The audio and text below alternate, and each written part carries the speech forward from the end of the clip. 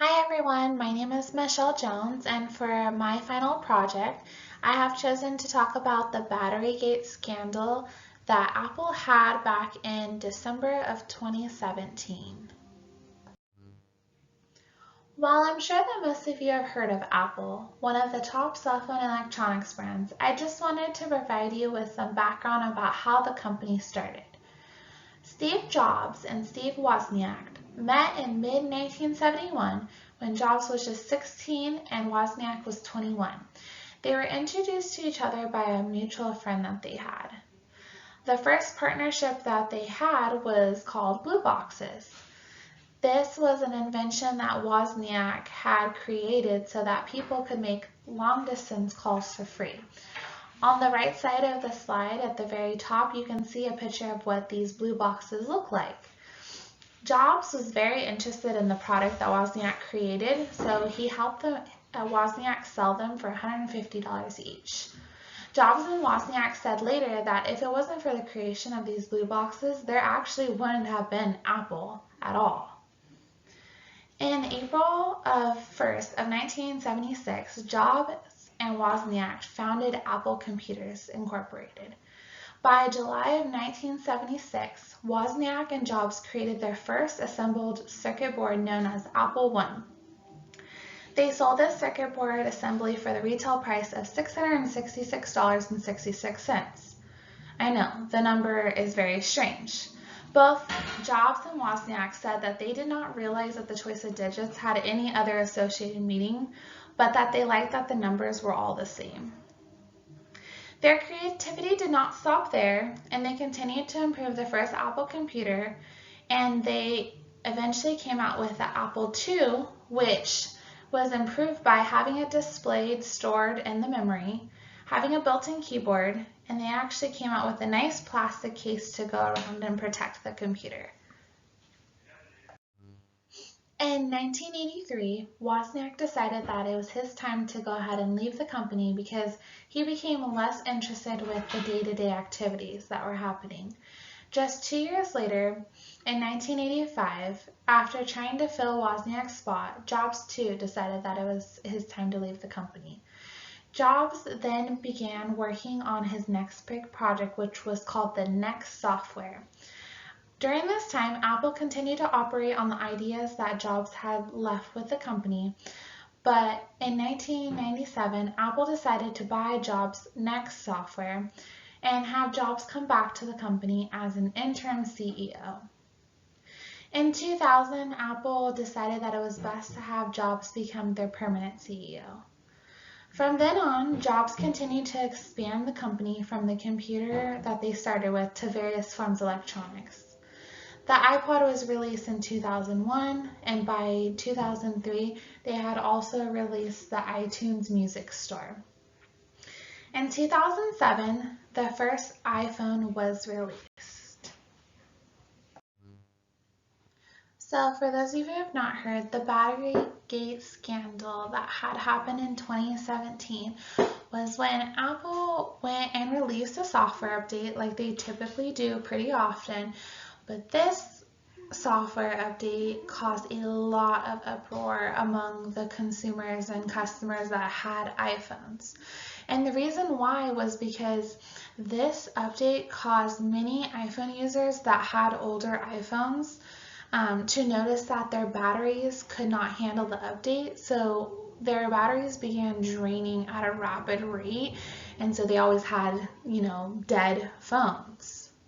Well, Apple has always kind of released various software updates, and it has kind of been said that Apple releases these certain software updates that cause issues for iPhone users, that when their phones after they're about 2 years old or so, they start to cause them to have problems. Well, this one just affected so many people that people were finally outraged, and it became a big deal.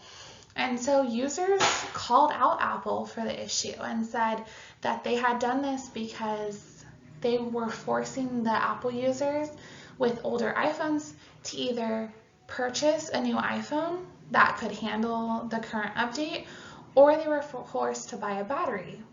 So either way, the consumer had to spend more money with Apple. And that was the idea behind it, is that Apple was forcing their consumers to have to spend money with them. So Apple in turn did end up offering discounted batteries instead of charging the full price to help ease some of that consumer frustration. Obviously, there were some stakeholders that were involved in this poor decision. The first one being the customers.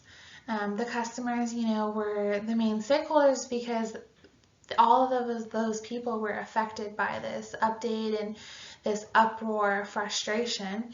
The Apple employees were another stakeholder in this situation. They had, people coming in and they were frustrated with the situation. So, those were another group of people that were affected by this poor decision. And then, of course, the investors and stockholders, anyone that invested into the stocks. If consumers and customers became so angry about what Apple had done, they could choose easily to go to another company. There's a lot of other options like Android options like Samsung, and then as far as computers go, you have Windows that are an option. So the investors, they could lose a lot of money if a bunch of consumers and customers decided to switch to another format. And then of course the employees of the suppliers and distributors, all of those people that have jobs from, supplying the products that Apple needs and whatnot, those people could be affected because if there's less sales, that means less products. Obviously, Apple knew that they had to quickly handle the situation and respond to their customers because otherwise they were going to lose them. So the company did publicly apologize to the customer, and they had said that that was not the intention of the software update, and they in turn, like I had mentioned before, reduced the price of the batteries. So originally Apple was selling the replacement batteries for $79, and they went ahead and discounted them down to $29 so that it was more affordable for users. And the people that did have to pay the $29, those were people that had iPhones that the battery was no longer covered in the warranty. And then another thing that Apple did do is they did eventually have another update, and they added a battery health monitoring option to all iPhones. So that way the user you can go in and see how your battery is doing, the things you can do to help increase your battery life, and things like that.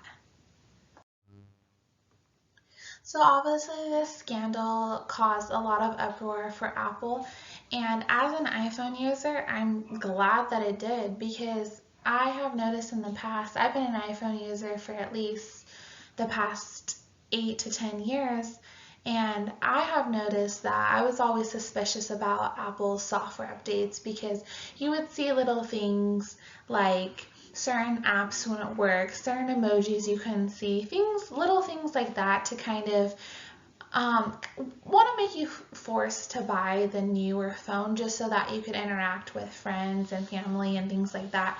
So I think it's really good that this did come out because it kind of gave Apple a reality check to appreciate their customer base, and they could have other tactics that they could use, and since then they have used other tactics, and some of those things are by upgrading the phones in a manner like Face ID and having better camera quality and just other options to kind of make their consumers and customers want to go purchase the newer iPhone.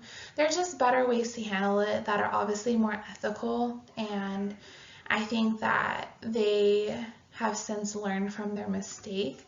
So overall, I feel like it was really bad of Apple to kind of try to be sneaky behind their customers to do something like this, but I did think that they learned a great lesson from it.